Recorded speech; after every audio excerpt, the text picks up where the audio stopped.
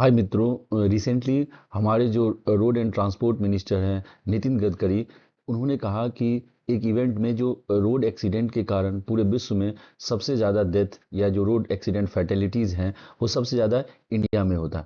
तो इस सिचुएशंस को देख के इसे कहा जा सकता है जो ये एक पब्लिक हेल्थ इशू है। तो इस टॉपिक को इसी कॉन्टेक्स्ट में हमें समझना है। जो ये रोड एक्सीडेंट ये is a major public health issue for the India. तो इस कॉन्टेक्स्ट में हमें ये समझना होगा जो अभी प्रेजेंट सिचुएशन में क्या चल रहा है।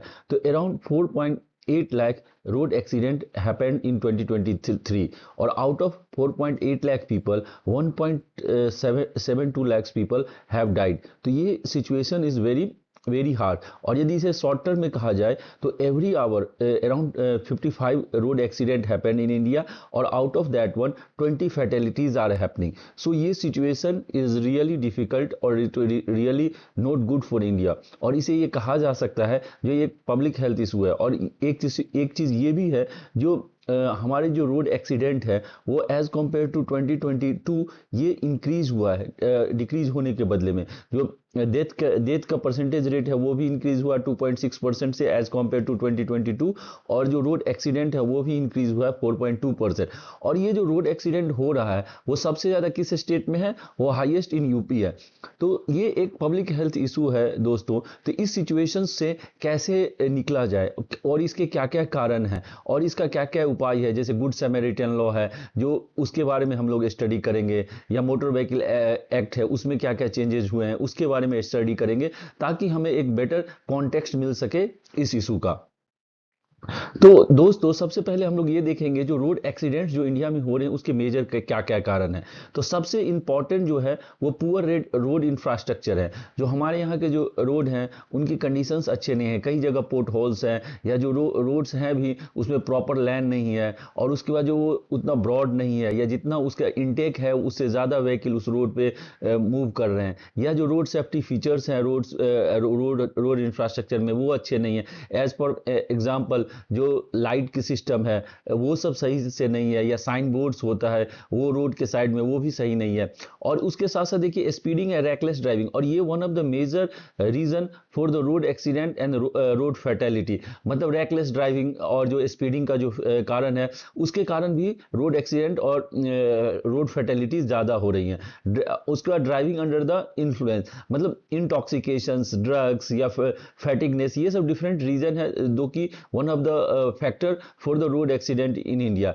Poor vehicle maintenance, pedestrian and cyclist safety, इन सब की नहीं है, इम्प्रॉपर रोड डिजाइन।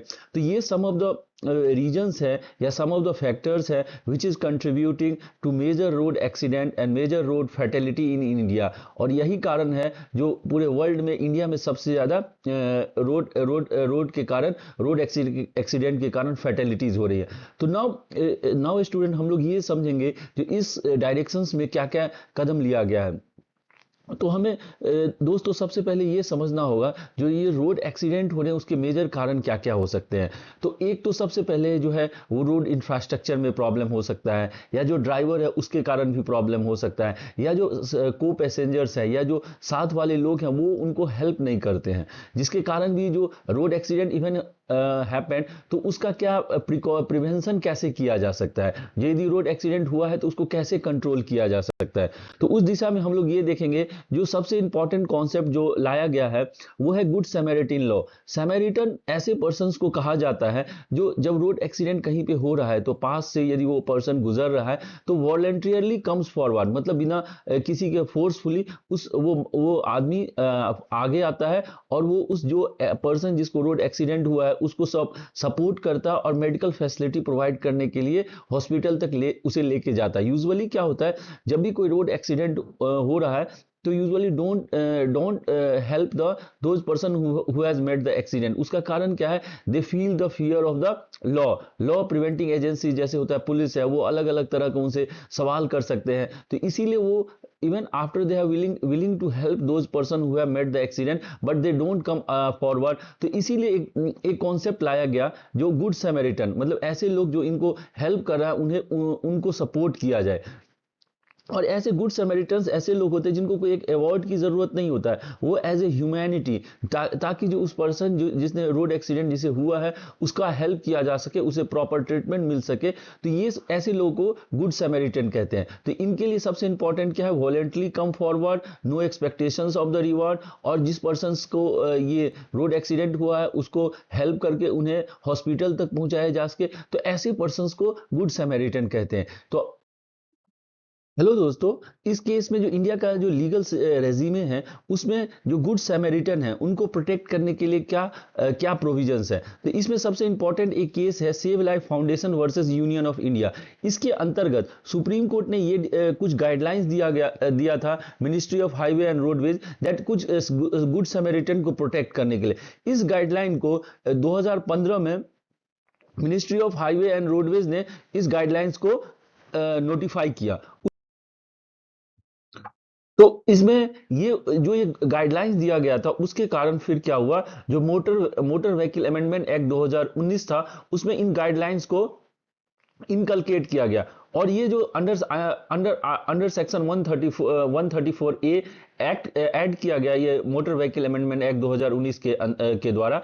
और इस गाइडलाइंस का जो नाम, ये जो प्रोविजंस था वो कहा गया प्रोटेक्शन ऑफ द गुड सैमरिटन्स।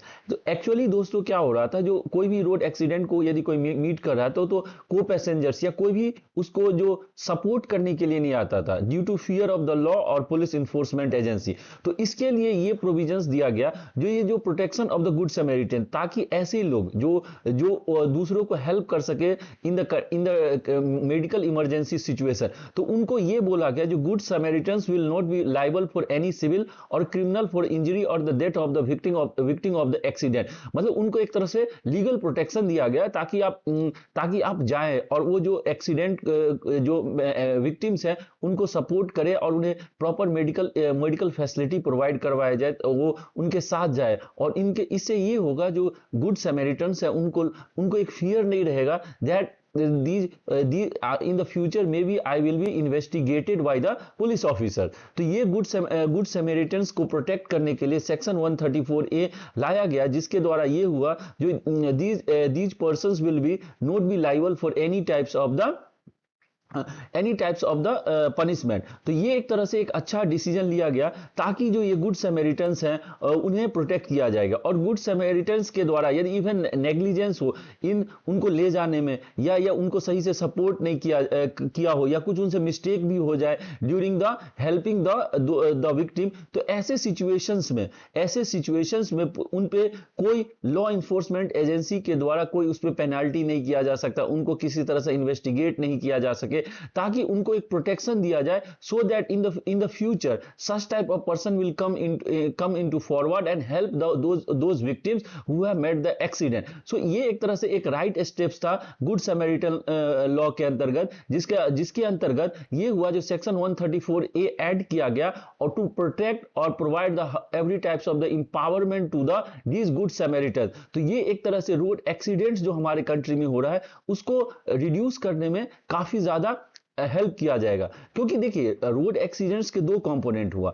एक तो ये हुआ जो ह्यूमन बिहेवियर के एरर के कारण कोई एक्सीडेंट हुआ, लेकिन after accident how the victims should be provided the medical emergency, या उनको जो चोट लग रहा है या उनका हेल्थ पे जो प्रॉब्लम्स हो रहा है उसके लिए that human error is not only responsible, there will be there will be lack of the good infrastructure of the road, और ये हमारे पास कोई मेडिकल इमरजेंसी सिस्टम नहीं है प्रॉपर्ली डेवलप, जो यदि कोई एक्सीडेंट को मीट करता है तो उनके लाइफ को कैसे प्रोटेक्ट किया जाए। तो ऐसे कंडीशंस में यदि कोई गुड सैमरिटन्स फॉरवर्ड आके उन विक्टिम्स को हेल्प करे, then this is the really good thing, then and it will help to reduce the fatality of the road accident in our country and it will really helpful for the all the persons.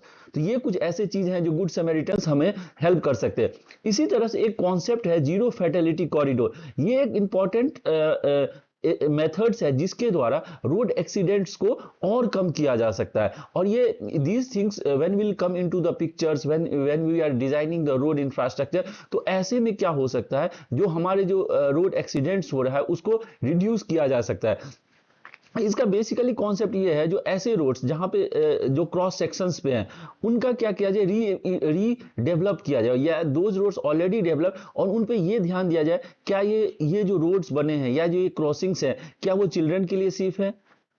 एक चीज ये ध्यान दिया जाए, क्या ये pedestrian के लिए सेफ है, क्या यह साइक्लिस्ट के लिए सेफ है। तो यदि ये तीन कंपोनेंट्स को ध्यान में दिया जाए, यदि इनको प्रोटेक्ट किया जाए, तो ऑटोमेटिकली दीज क्रॉसिंग्स और these roads will be helpful for every person. तो ये कुछ ऐसे मेथड्स हैं या कुछ ऐसे प्रोविजंस हैं जिसके द्वारा इंडिया में रोड एक्सीडेंट को रिड्यूस किया जा सकता है या रोड फैटेलिटीज को रिड्यूस किया जा सकता है। और ये actually it is a very big public health emergency है, जिसके द्वारा कंट्री के जीडीपी को के जो लॉस है उसको भी प्रोटेक्ट किया जा सकता है। Think about that, around 55 persons are dying every hour in our country.